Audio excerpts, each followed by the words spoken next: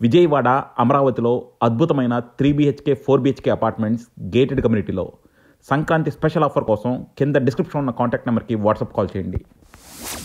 బాలకోట గారు నమస్తే సార్. నమస్తే. బాలకోట గారు, చాలామంది అంటే మనకి నార్త్ ఇండియాలో చూసుకుంటే ఎస్పెషల్లీ ఇప్పుడు ఢిల్లీ కావచ్చు, అలాగే మనకి మధ్యప్రదేశ్ ఎన్నిట్లో కూడా దళితులు అనేవాళ్ళు చాలా సిగ్నిఫికెంట్ రోల్ ప్లే చేస్తున్నారు. ఏ పార్టీ అయినా సరే గెలవాలంటే దళితుల్ని ప్రసన్నం చేసుకుంటే తప్ప గెలవలేని పరిస్థితి. అలాగే మన తెలుగు రాష్ట్రాల్లో కూడా దళితులు సిగ్నిఫికెంట్ పోర్షన్లోనే ఉన్నారు. ఈ రోజు కాపులు ఎంతమంది ఉన్నారో దళితులు కూడా, మరి నాకు ఎగ్జాక్ట్ నెంబర్స్ తెలియదు కానీ బీసీలు దళితులు కూడా అంతే సిగ్నిఫికెంట్ నెంబర్లో ఉంటారు. కానీ ఎందుకు మన తెలుగు రాష్ట్రాల్లో దళితులకి ప్రోగా రాజకీయాలు జరగట్లేదు? అలాగే దళితులు ఎవరైతే కష్టపడ్డారో, ఇప్పుడు మీలాంటి వాళ్ళు కావచ్చు, ఎవరైనా కావచ్చు, రాష్ట్రం కష్టాల్లో ఉన్నప్పుడు మీరు అందరూ బయటకు వచ్చారు. కానీ మీలాంటి వాళ్ళు కూడా పార్టీలు ఎందుకు రికగ్నైజ్ చేయలేకపోతున్నాయి? ఎందుకు దళితులు అంటే దళితుల నాయకత్వంలో తప్పెక్కడ జరుగుతుంది తెలుగు రాష్ట్రాల్లో? శ్రీకాంత్ గారు నమస్తే. నమస్తే సార్. ప్రశ్న అయిపోయిందా? చెప్పండి సార్. శ్రీకాంత్ గారు, ఉమ్, ఢిల్లీనే కాదు, ఉమ్, భారతదేశంలో ఉన్న 28 రాష్ట్రాల్లో ఉమ్, ఏ రాష్ట్రంలోనైనా ఒక ప్రజాస్వామిక ఎన్నికల ప్రక్రియలో క్రియాశీలకమైన శోధక శక్తులు దళితులే. ఉమ్, ముఖ్యంగా ఎస్సీలు, ఎస్టీలు. బీసీలు 136 కులాలు శ్రీకాంత్ గారు, ఉమ్, ఎస్సీలు 56 కులాలు, ఉమ్, ఎస్టీలు 36 కులాలు. ఇన్నిన్ని కులాలుగా ఉన్నా కూడా ఎస్సీలు కలిసికట్టుగా ఉన్న నేపథ్యం అయితే భారతదేశంలో ఉంది. ఉమ్, పైపెచ్చి ఇల్లు క్రింది కులాల వాళ్ళు ఎక్కువగా నిరక్షరాస్యులు ఉంటారు, బతుకు తెరువు ఉంటారు, సంక్షేమ పథకాల మీద ఆధారపడే వాళ్ళు ఉంటారు. వీళ్ళ ఓట్లే ప్రధానంగా రాజకీయ పార్టీలు టార్గెట్ చేస్తాయి. ఇప్పుడు మీరు ఒక మాట ఆలోచించండి. ఈ రోజున జగన్మోహన్ రెడ్డి గారు బటన్ నొక్కుడు కార్యక్రమం ఎందుకు పెట్టాడు?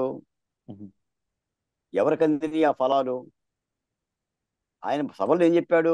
నా ఎస్సీ, నా ఎస్టీ, నా బీసీ, నా మైనారిటీ. వీళ్ళు కూడా ఎవరు? బిలో ప్రాపర్టీ లేని వాళ్ళు, అంటే నిరుపేదలు. ప్రజాస్వామ్యాన్ని ఎవరు డిసైడ్ చేస్తాడు? వీళ్ళే డిసైడ్ చేస్తారు. కాబట్టి ఆయన నినాదం తీసుకున్నాడు. మీకు అమరావతిలో కూడా ఏం చెప్పాడు? అమరావతి కమ్మలది అని చెప్పేశాడు.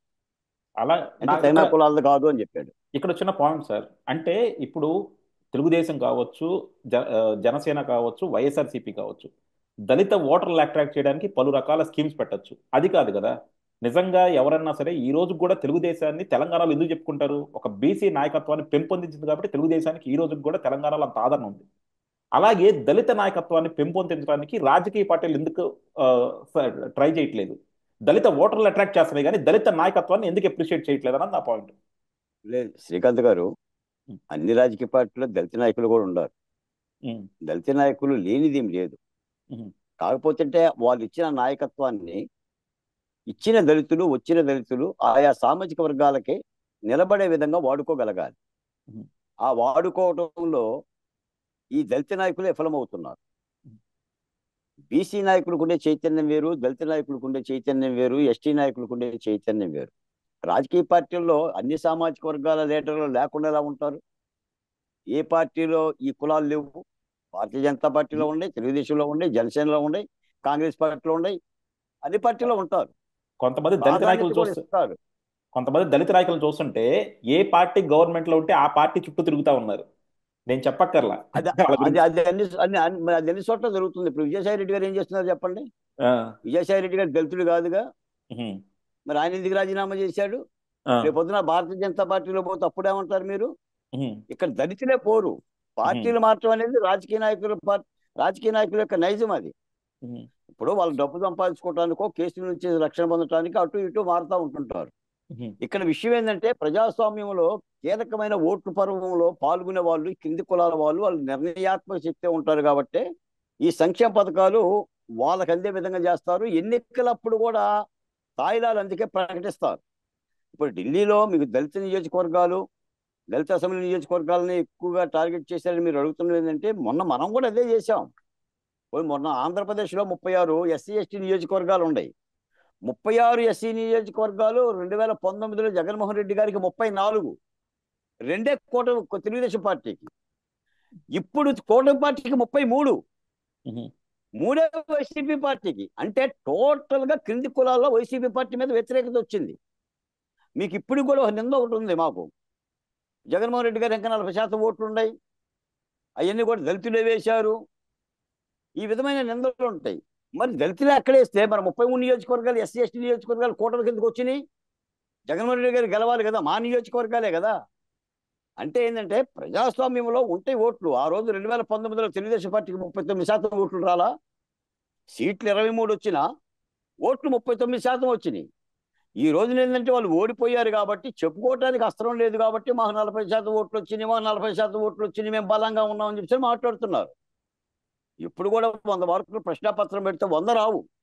ప్రజాస్వామ్యంలో మెజారిటీ అభిప్రాయమే విన్నింగ్, దాన్నే తీసుకుంటాం.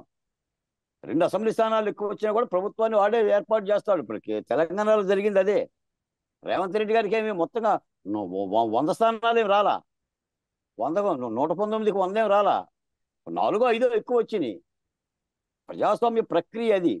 కాకపోతే ఏంటంటే మా వరకు వచ్చేసరికి ఏంటంటే మాకంటూ ఒక ఖచ్చితమైన ఒక రాజకీయ పార్టీ కానీ ఒక చైతన్యవంతమైన పరిస్థితి కానీ దళితుల్లో లేదండి. దళితుల్లో చీలికలు వచ్చినాయి. చీలికలు వచ్చినాయి అని చెప్పడం కంటే చీలికలు తెచ్చారు. మీకు ఏబిసిడి వర్గీకరణ కూడా ఆ నేపథ్యమే. 2 ప్రధానమైన సామాజిక వర్గాలు అన్నదమ్ములుగా కలిసి ఉండే సామాజిక వర్గాలు ఈ ఏబిసిడి కొట్లాడడం మూలన విడిపడిపోయినాయి. సరే, కారణాలు ఏదన్నావు, ఏబిసిడి మంచిదా కాదా, ఇవ్వచ్చా ఇవ్వకూడదా బాలకోట అంటే మళ్ళీ ఆ చర్చ, ఆ సందర్భము, ఆ పుస్తకం వేరు. ఉహు, అది గంటల తరబడి డిబేట్ అది. కానీ విడిపోయారు. తెలంగాణ ఆంధ్రప్రదేశ్ కనుక విభజన తర్వాత కొంత ఎలా అయితే పొరపచ్చాలు వచ్చేసి విడిపడిపోయామో ఒక దశలో కొట్టుకునే పరిస్థితికి వెళ్ళిపోయింది కానీ తెలంగాణను ఆంధ్ర పౌరులు. అవును. అందుకని దాని మూలాన మాకు చైతన్యం తక్కువైపోయింది. దళితులంతా కూడా సమిధలుగా మారుతున్నారు. ఆయా రాజకీయ పార్టీలో వాళ్ళ ప్రయోజనాల కోసం ఉంటున్నారు తప్ప జాతి ప్రయోజనాలు ఉద్ధరించే వాళ్ళు లేకపోవడం వలన కొంత ఇబ్బందికరమైన వాతావరణం ఉంది. కాకపోతే మీరు అడిగిన దానికి ఏంటంటే ఢిల్లీకి సంబంధించి ఏ రాజకీయ పార్టీ అయినా ప్రధానంగా దళితులనే టార్గెట్ చేస్తుందండి. వాళ్ళని హక్కును చేర్చుకొని వాళ్ళని దగ్గర తీసుకొని వాళ్ళ ఓట్లు కనుక తీసుకోగలిగితే గుత్తమొత్తంగా పడతాయి. మీకు చదువుకున్న వాడు ఓటేయటం వేరను, చదువుకోని వాడు ఓటేయటం వేరండి. చదువుకున్నవాడు అన్ని అంశాలు చూస్తాడు, రాజకీయ పార్టీని చూస్తాడు, ఆ అధ్యక్షుని చూస్తాడు, ఇప్పుడు అందులో ఆయన గుణగణాలు చూస్తాడు, ఆయన మీద కేసులను చూస్తాడు, ఇన్ని అంశాలు చూస్తాడు. చదువు లేనివాడు ఒకటే ఒకటి చూస్తాడు, నమ్మకం చూస్తాడు, లేదా తనకిచ్చింది చూస్తాడు. కాబట్టి వాళ్ళని టార్గెట్ చేస్తున్నారు. కాబట్టి ఏంటంటే ఓటు వేస్తున్నప్పుడు కూడా ఓటు మనం ఎందుకు వేస్తున్నాం, ఇది మన తలరాత, 5 ఏళ్ళు మన జీవితాన్ని మనం రాసుకుంటున్నాం, మన బిడ్డల జీవితాన్ని రాసుకుంటున్నాం చైతన్యం కూడా ఈ రోజున ఏంటంటే దేశంలో అందరికీ అందటం లేదు, కొరబడింది. అందుకని మొన్న ఎన్నికల్లో కూడా ఎన్నికల కమిషనర్ రమేష్ గారు సదస్సులు ఎందుకు పెట్టాడు, ఓటు చైతన్యాన్ని నింపటానికే. లేకపోతే మరి జగన్మోహన్ రెడ్డి గారి మీద అన్ని కేసులు ఉన్నప్పుడు 151 సీట్లు ఎట్లా వస్తాయి, ఎలా వస్తాయి, ఎలా సాధ్యం అంటే అలా అయిపోయింది. మీకు మాట తెలుసలేదు, మీరు అంగీకరించకపోయినా ఈ రోజు రాజకీయ నాయకుడు అవినీతి చేశాడు అని అంటే అందులో తప్పే ఉంది అంటున్నారు. అంటే అవినీతి చట్టబద్ధం అయిపోయింది, చర్యలు లేవు కదండి. ఎక్కడా జగన్మోహన్ రెడ్డి చర్యలు లేవు కదా, తీసుకుంటున్న జగన్ దాఖలాలు కూడా లేవు కదా. 2019లో జగన్మోహన్ రెడ్డిని గెలిచినప్పుడే మనందరం అవినీతిని యాక్సెప్ట్ చేసామన్నది మనం అంగీకరించాలి. ఉమ్. ఉమ్, అందుకని వీళ్ళు చేస్తున్న అవినీతికి సంబంధించి పేరుకు పోయి ప్రజలను కూడా వీళ్ళు ఇంతే వీళ్ళు మారరు. ఇప్పుడు ఒక ఎమ్మెల్యేగా పోటీ చేస్తున్నారండి, ఒక్కొక్క ఎమ్మెల్యే ఎంత ఖర్చు పెడుతున్నాడు, ఖర్చు పెట్టకుండా ఎమ్మెల్యే అవుతాడా? మరి తిరిగి ఆ ఖర్చు రాబట్టాలా వద్దా, ఆడే చెప్తున్నాడు గెలిచిన తర్వాత, నేను ఇంత ఖర్చు పెట్టాను, నా డబ్బులు నాకు రావాలి కదా అని. ఓటర్ కూడా డబ్బులు తీసుకుంటున్నాడు, దాని నుంచి ప్రశ్నించే పరిస్థితులకు ఓటర్ ఉందా? లేకపోతే జనాన్ని ఎందుకు కొడతారు ఎమ్మెల్యేలు, గుడ్డల పిలిచి కొడతాం, మీ ఇళ్ళకి వచ్చి కొడతాం, మంది ఎందుకు తాగుతున్నారు మహిళలు, ఎమ్మెల్యేలు ఇబ్బంది పెడితే ఏ చట్టాలు సమానత్వం. ఉన్నాయి కదా. ఇప్పుడు పోలీసు సమానత్వం. వాడు చేశారు, దేని దేని ఆహా, సమానత్వం. ఓహో, మీరు ఈ ముందు అన్నారా, నేను ఇంకో వేరే ముందు అనుకున్నాలే.